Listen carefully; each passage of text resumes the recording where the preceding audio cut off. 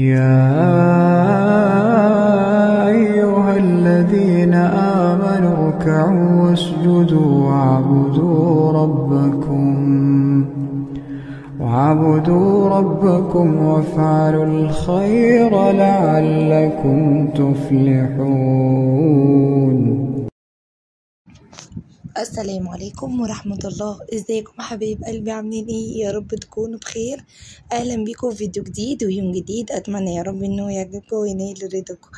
انا سوسو ودي قناتي. لو انت اول مرة تشوفيني اتمنى يا رب انت تشتركي عندي، ولو الفيديو عجبك ما تنسيش تعملي لايك وتشتركي عندي لو الفيديو عجبك.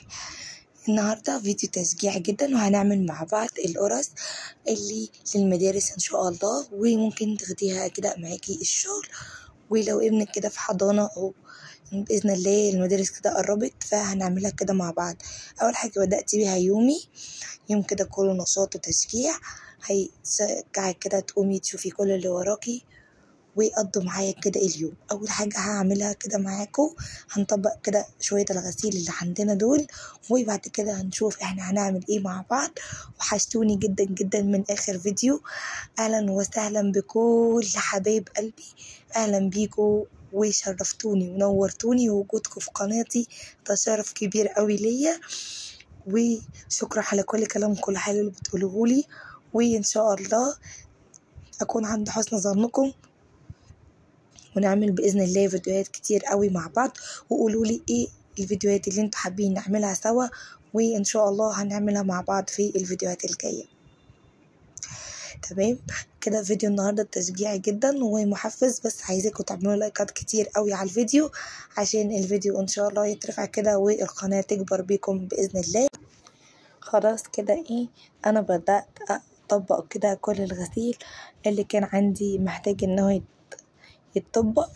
وطبعا يا بنات لما بنطبق كده ظرف الدولاب او يكون عندنا كده غسيل، لو في ظرف او اي حاجة عايزة تطبق خديها كده معاكي طبقيها، وظبطي الدولاب برضو لو متشقلب، ده برضو بيسهل عليك ان الدنيا تبقى نظيفة، وما يكونش الدولاب منعكش كده، وما تحطيش برضو الهدوم كده فوق بعض من غير نظام، عشان لما تعوزي اي حاجة تبقى الدنيا قدامك رايقة ومنظمة برضو. تمام، هما كانوا برضو شوية كده غسيل قليلين، فقلت اطبقهم كده معاكم واشجعكم. خلاص كده خلصتهم والدنيا بقت تمام وزي الفل. بصوا هنا خلاص كده خلصت، وانا بوريكم كده الغسيل بعد ما اتطبق. فيلا بينا نعمل مع بعض دلوقتي القرص الطرية. طريقتها سهلة جدا ومش هتاخد معاكي وقت. اول حاجة عندي مية هنا دافية، تمام، وكمان خميرة هدوبها كده في المية زي ما انتوا شايفين. وبعد كده على طول لما تدوب معايا خالص هضيف عليها معلقتين كده من لبن البودر، هنضيف الزيت، هضيف نص كوباية من الزيت،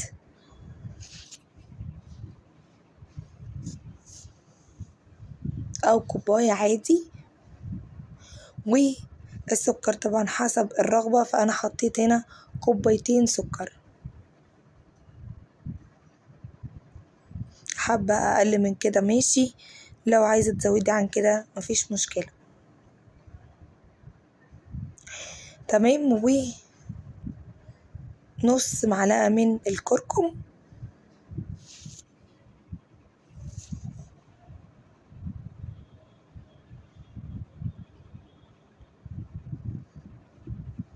وهبدأ كده ان انا اقلبهم كده مع بعض. وبعد كده على طول هضيف الدقيق.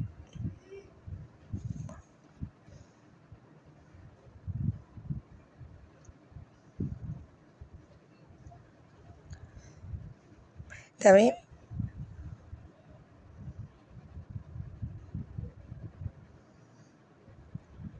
بعد كده على طول هبدأ ان انا اعجنهم. لما اضيف كده الدقيق، لو اتلاقيتي اني خفيف معاكي، فزودي برضو دقيق تاني. لو عوزتي مية برضو هتزودي على حسب الكمية اللي انت عايزاها. هذا كده اعجن كده كويس.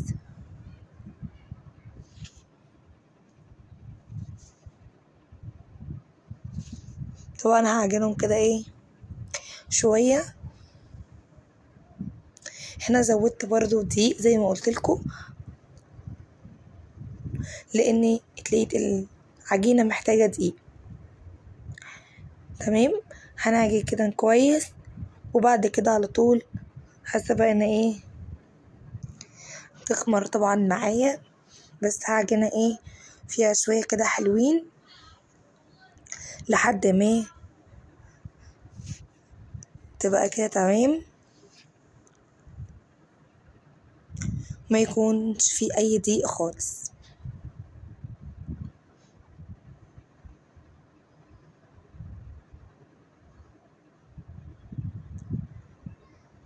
زي ما شايفين كده بنعجن كده كويس.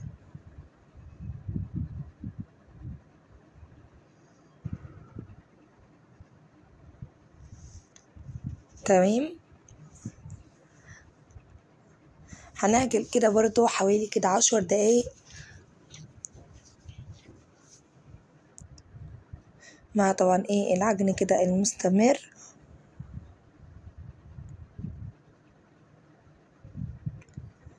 خلاص كده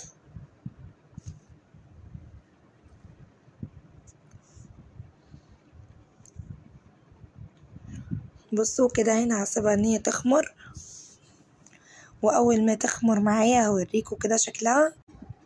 بصوا كده الخميرة عن قرب، فان شاء الله لما تخمر هوريكم. خلاص كده هنا خمرت معايا، وتضاعف طبعا حجمها. هبدأ كده ان انا اكورها زي الكورة كده الصغيرة. وطبعا هدهن اي حاجة انت هتعملي فيها، اذا كان الصاج او صينية عندك، بشوية زيت طبعا، وبتديني ايدك برضو زيت، وبتحط لها سمسم من فوق. تمام، حابة تحشيها حاجة، او لو انت مش حابة السمسم خالص ممكن تشيليه. لو انت عايزة تحشيها شوكولاتة، جبنة، الحشوة اللي تعجبك واللي تريحك. طبعا عايزة تعمليها اصغر من كده ماشي، اكبر من كده مفيش مشاكل. بصوا ادي كده كل الكمية عملتها كده برضو بنفس الطريقة. بعد ما تخمر معايا هجيب عندي بيضة، وابدأ على طول ان انا ادهن الوش بتاعها قبل ما ادخلها الفرن. خلاص هندخلها مع بعض الفرن. اول ما طلعت من الفرن ادي كده شكلها، ولا طعمها كان تحفة جدا جدا جدا. خلاص هسيبها بقى تهدي كده معايا، وندخل بينا بقى على المطبخ نغسل مواعين اللي قاعدة في الحوض، ونشجع بعض. لو وراكي حاجة تعمليها كده في المطبخ، وتقومي برضو تعملي شوية قرص كده حلوين للأولاد إن شاء الله لما يروحوا المدارس. خلاص بقى كل سنة وانتم طيبين. بدأت المدارس في الحضانات، أما إن شاء الله كده قريب هتبدأ المدارس بإذن الله. كل عام وحضراتكم بخير، وسنة دراسية سعيدة إن شاء الله على أولادكم. ربنا يبارك فيهم إن شاء الله، ويبارك في أولادكم أجمعين يا رب. خلاص خلصت كده الكوبايات، وهبدأ ان انا اشطفهم. فيلا كده لو وراكي اي حاجة قومي اعمليها معايا، ولو وراكي شوية مواعين اللي قاعدين في الحوض قومي كده نغسلهم مع بعض وندردش كده سوا.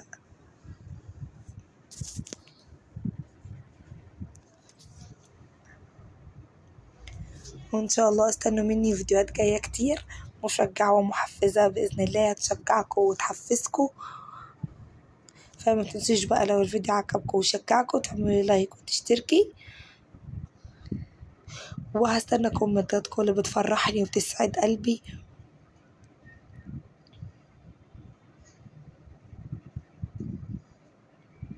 خلاص كده خلصت وشطفت كل حاجة. هبدأ ان انا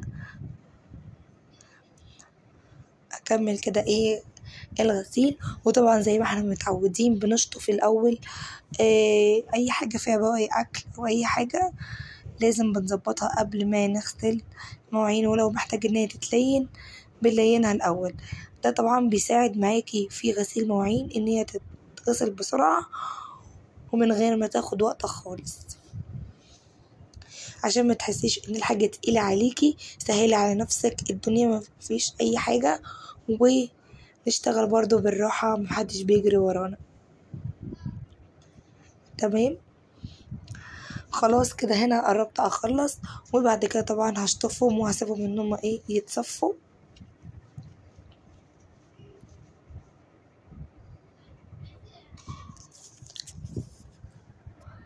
خلاص غسلت كده وهبدأ ان انا اشطف على طول.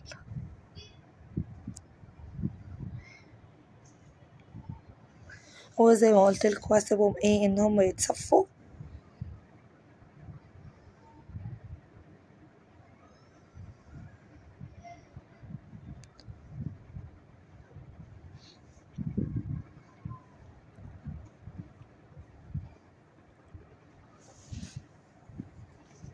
خلاص كده قربت اخلص كل حاجة كده بتخلص معايا بسرعة وبسهولة.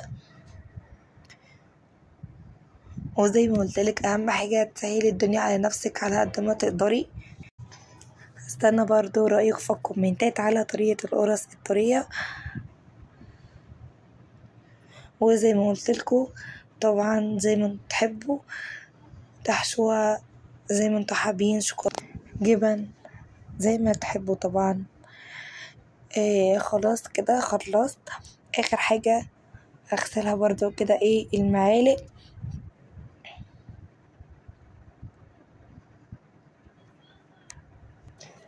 فخلاص كده على طول على كده هبدأ ان انا اشطفهم، وبعد كده مش هيبقى ورايا حاجة في المطبخ، الدنيا هتبقى زي الفل. اخر حاجة هعملها كده معاكم ان انا هغسل الحوض.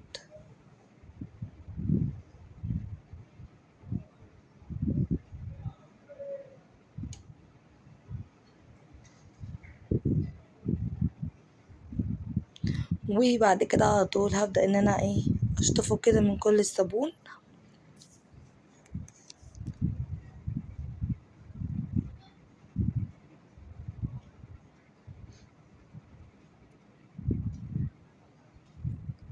كده الدنيا هتبقى زي الفل في المطبخ.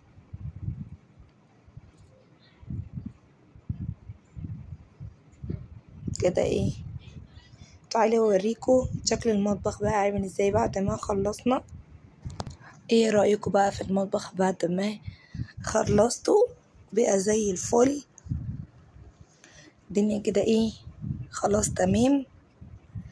يلا بينا بقى على الحمام، هنغسله كده مع بعض دلوقتي وكمان هنظبطه. قلت ادخل كده على الحمام بالمرة انضفه معايا واخليه زي الفل. اول حاجة هغسلها كده الحوض،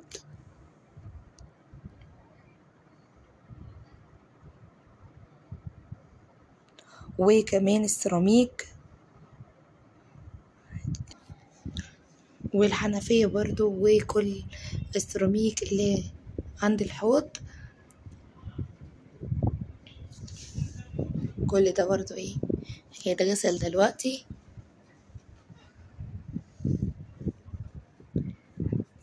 وبعد كده على طول بعد ما غسلته كده هبدأ ان انا اشطفه كده كويس من الصابون. طبعا بعد ما بتغسليه من الصابون برضو تبدأي ان انت تشطفيه بسرعة عشان الحمام معاكي ما يغيرش.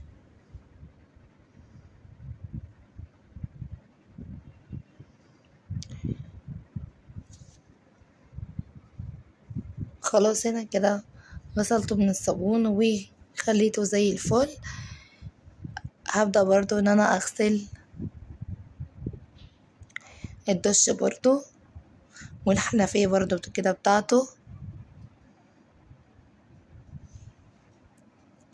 هغسلهم برضو كده ايه كويس.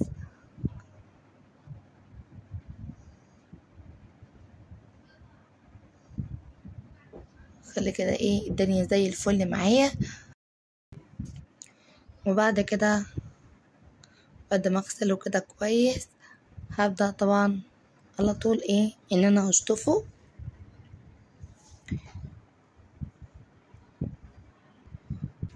هشطف كده برضو كويس السيراميك.